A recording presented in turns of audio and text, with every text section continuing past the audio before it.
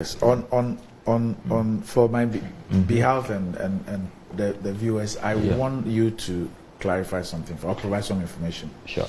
So, what specific to the spillage? Yeah. What were the specific assurances? When were those assurances made? Yes. Yes. So, in March of this year. Three MPs asked questions about the spillage and government's effort to resettle them. The Honorable Roxy Nelson Echedafiamatpo, the Honorable Woyome, and then my good self. So Roxy and Woyome, they were concerned about resettlement, when houses will be constructed. And then I asked about Saglemi, that since Saglemi housing is closed, why don't we relocate the victims out of the congested classrooms so that at least as a temporary holding place that provides more dignity than the conditions under which they were living in the classrooms. So the Honorable Minister provided responses that in terms... Which minister? Kojo okay. He was Who was the minister before him? Asensu Boache. Did Asensu make any assurances? No. I think that by the time the responses were due, it was the Honorable Kojo Nkrumah who had taken over. So he came to provide... One second. Kojo Nkrumah has been there for like 4 months, 5 months. No, he took over on the 14th of February in that reshuffle. It was 14th February. Yeah, 14th February. This year? Yes. Yeah, so that's about 4 or 5 months. About 6 months. And this thing has been going on for over a year. Yes. The spillage happened when? Yes, it's September 15th of last year. Yeah. There were no assurances. I think here you're dealing with assurances made on the floor. On the floor. Not what what had been said publicly, but on the floor. Okay. Yeah. In answer to former questions. Yeah. Okay. So in his response to our questions, he said that they were currently doing data validation, making sure that they ascertain the status of the victims, and then they are also working on designs and all of that, and that in the next few weeks construction will begin. So this was they gave a timeline in March. He said yes, in the next few weeks construction will begin. Then in the case of Saglemi, he said that there were no utilities there and they needed over $100 million to finish Saglemi. So he didn't think that we should relocate the displaced victims to Saglemi.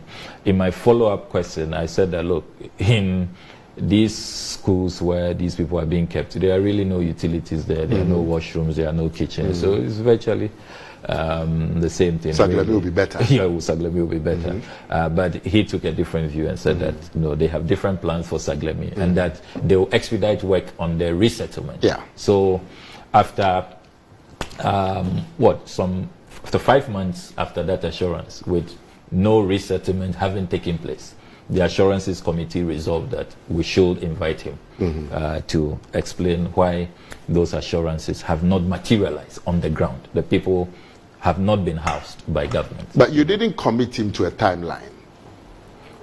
When he appeared? When he appeared to answer questions. No, because he had said that, there's an emergency situation. So he was asked to act expeditious. He himself acknowledged that this requires expedition. So he said in the next few weeks, he said they were in the conclusive stages of validating the data. And so... But he didn't commit, or you guys didn't commit him to a timeline? In terms of a specific timeline, at the last hearing, there was a commitment to a timeline. Yes. He gave a 14-day timeline, which you can hold him to. But at the parliamentary open question, did you commit him to a timeline? No, the speaker didn't commit him to a specific timeline. No. Yeah, but the timeline, there is an emergency. Yes. And at the time, the House said that, look, this thing had happened in September. We are in March. You are already late. Yeah. Because by that time, even the houses that the MPs and partners, individuals were constructing were completed and people had moved in, 600 people, So we all said that government was slow, even at the time in March, that government has delayed. And then he committed to an expedited approach so that the people will be rehoused as quickly as possible. But here we are. Sammy, going forward. 6 months after that. Going forward, and I'm taking a cue from Randy's question. Yeah. And your position and the committee. This is a committee of government assurances. Yeah. Now assurances. Sorry? Now assurances. Government is, they've taken the government out. Yeah. Because they say they have a broader. Yes, we have a broader mandate now. No, so it's now problem. assurances. Okay, no problem. So this is a committee on assurance. Who else are you going to, which other assurance are you going to so from the constitutional bodies, like, previously it was only ministers, but now you could the constitutional bodies. So that's nice. Fine. Now state institutions. So we've done NIA, we can have EC, we can have NHIA. It makes you can or you will. it makes we will. Randy, it makes my case even better. Yes. So this is a committee of assurances from public officials. Yeah. And you are the chairman. And you see, when Randy asked you what was that the undertaking, what it, from my experience, from your answer, what it means is that going forward, when public officials make commitments, you must commit them to timelines. At the plenary. Yes. You must commit them to timelines. Because the minister came and said, we are going to expedite. Expedition, what is expedition? Is it 2 weeks? Is it 2 months? Is it 3 months? Is it 4 months? So, because you are assurances, you must get these people to commit to a timeline.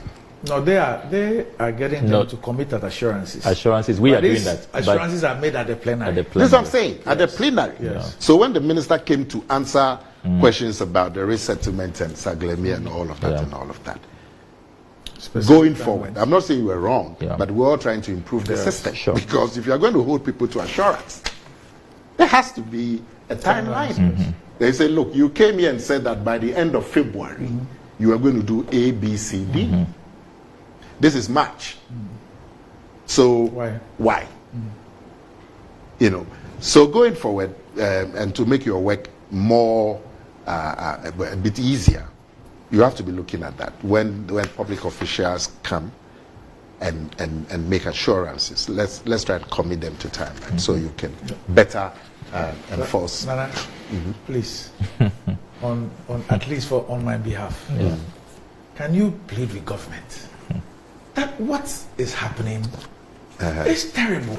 It's not good. You and I have agreed that things can be, and the last time, and we have an interministerial committee. Well, they announced that almost every powerful ministry is on that committee. Can you imagine? Chaired by the chief of staff. Chief of staff herself. What is this? No, I think things can be better. I mean, we all agree. And if there are difficulties, it's as if they are not part of Ghana. If there are difficulties, they should be explained. And so... I mean, what else can be difficult? So, 1 second. When is the minister coming? He's coming after 14 days? Yeah. We've asked him to submit his report. So he said he won't appear before us, but he should submit his report after his field visit, his 14-day field visit. We tried to get him to do it earlier, but... Look, this is a country that goes to give money and aid to countries when they have some problems. Yeah, within the first week. We take money. Within the first immediately the thing is announced, we go there and go and give them. Yeah. We've done in Sierra Leone, we've done that in Haiti. And our own people. We've done that to the Japanese when there was an earthquake in Japan. But no, this can be better. There's no doubt about it.